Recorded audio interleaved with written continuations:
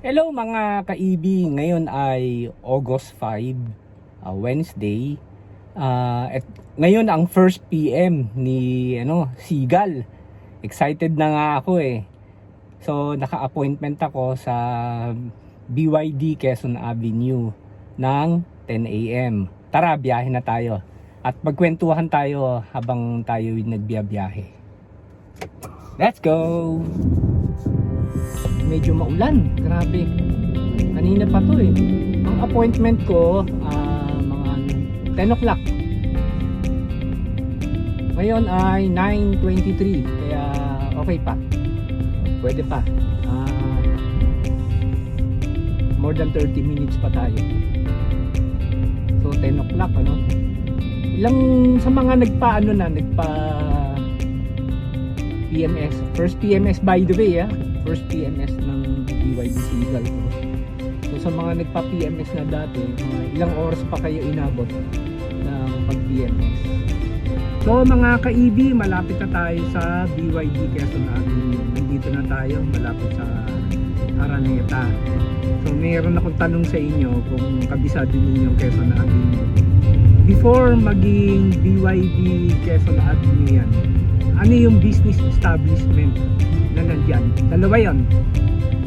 Sige, bigay ko na yung isa. Pure Gold Junior. Yung isa, bago maging Pure Gold Junior, ano siya?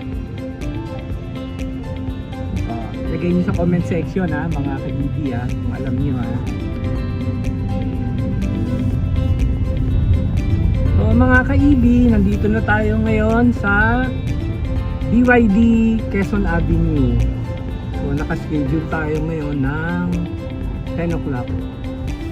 Oh Diyos ko Lord, mukhang ang daming pila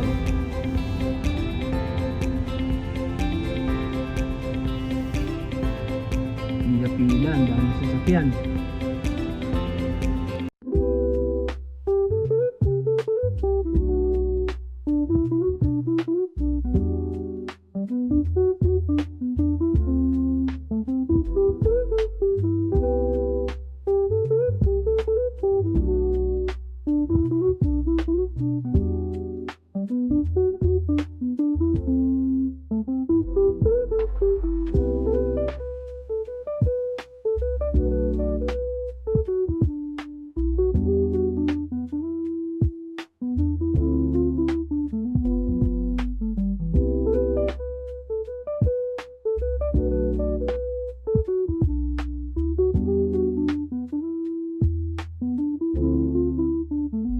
At ayan mga ka-EB, yan, nakikita nyo sa background ko yung seagull na green. Yan ang aking seagull. So kasalukuyan niya siyang pini-PMS. Yan. At sinimulan na nga nilang i-PM ang aking seagull. At kung makikita po ninyo, nakataas na yung hood. Tapos meron silang mga checklist.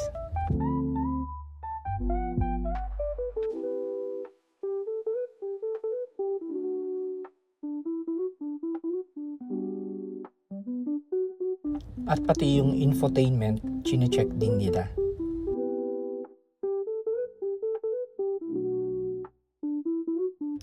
Yung tire monitoring, pinapalitan ko siya mula sa KPA to PSI. Lahat-lahat ang binayaran ko ay 3,442 and 84 centavos. At ayan mga ka-EB, natapos tayo ng PM 1:30 na, halos ng hapon kasi nag-lunch break pa sila So anyway, pinakita naman sa akin yung checklist, tapos binayaran ko ito yung amount. Not bad, okay naman siya, marami namang ginawa, tapos kinarwash pa. Ito nga kinarwash tapos umulan sige mga ka-EB, kasi nasa biyahe na ako. Hanggang sa muling adventure natin. Subscribe naman po kayo sa aking channel and paki-like natin po. Maraming salamat. God bless. Thank you.